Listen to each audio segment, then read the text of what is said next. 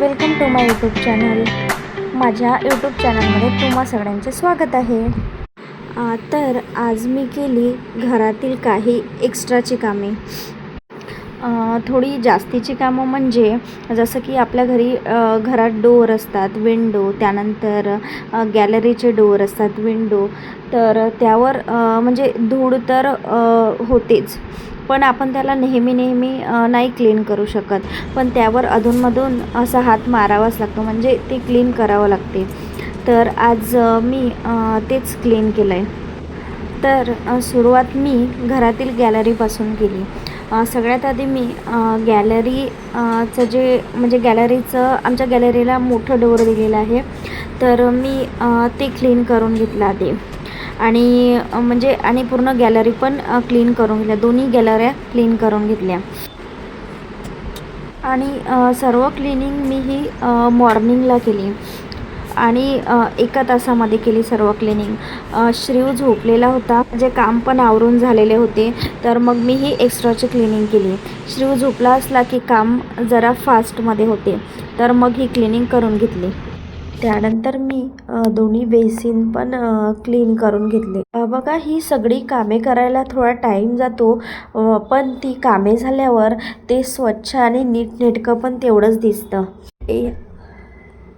आणि ही जी कामे आहेत, बेसिंग वगैरे क्लीन करून घेणे, हे रोज जरी होत नसली तरी मी जसं जमेल तसं त्याला क्लीन करून घेते. म्हणजे 2-3 दिवसातून एकदा तरी क्लिनिंग करून घेते. म्हणजे कसं होतं ना, आपण जर वरच्यावर व्यवस्थित क्लिनिंग करून घेतली तर तेवढंच हायजीन मेंटेन होतं. वरच्यावर क्लिनिंग केली की ती खराब पण नाही होत. म्हणून मी आता क्लिनिंग करून घेतली दोन्ही पण बेसिनची. आणि आपल्या बेसिन आहे तिथे तर मी काही जास्तीचा पसारा ठेवलेलाच नाही, कारण आपण जेवढं तिथे सामान ठेवलं तर तेवढं ते म्हणजे तिथे पसारा होत जातं आणि ते दिसणाऱ्याला पण चांगलं दिसत नाही. तर जे आमचं कॉमन बेसिन आहे तिथे मी फक्त एक हँडवॉश ठेवलेला आहे, बाकी तिथे काहीच नाही ठेवलेलं. त्यावरती म्हणजे बेसिनच्या वरती आपले ब्रश आणि टूथपेस्ट वगैरे ते ठेवलेलं आहे. आणि आता हे जे दुसरं बेसिन आहे जे बाथरूममध्ये आहे, तर तिथे मी बाकीच्या वस्तू ठेवलेल्या आहे. बाकीच्या गोष्टी म्हणजे जसं की आपले सोप्स असतात, वॉश, डेटॉल आणि फेस क्रीम असतात, वॉश. तर ह्या सगळ्या गोष्टी, शॅम्पू, या सगळ्या गोष्टी मी इथे ठेवलेल्या आहे. पण मी व्यवस्थित ठेवून दिलं. त्यानंतर माझे बेसिन क्लीन करून झालेले होते. त्यानंतर मला घरातील डोअर आणि विंडो पण ते पण पुसून म्हणजे क्लीन करून घ्यायचं होतं. तर मग मी घरातील सगळे डोअर पण व्यवस्थित पुसून आणि म्हणजे क्लीन करून घेतले. आणि त्यानंतर विंडो पण व्यवस्थित पुसून घेतली. आणि बरोबर सकाळी म्हणजे 1 तासातच माझी सगळी कामं आवरून गेली. म्हणजे जी आपली रोजची जी कामे असते त्या व्यतिरिक्त मला ही सगळी कामे करायला 1 तास लागला आणि 1 तासामध्ये माझी ही पण एक्स्ट्राची क्लिनिंग होऊन गेली. त्यानंतर थोड्या कपडे राहिलेले होते, म्हणजे ते पडलेले होते असेच अस्ताव्यस्ता. तर ते पण त्या कपड्यांची छान घडी करून ते व्यवस्थित त्याच्या जागी ठेवून दिले.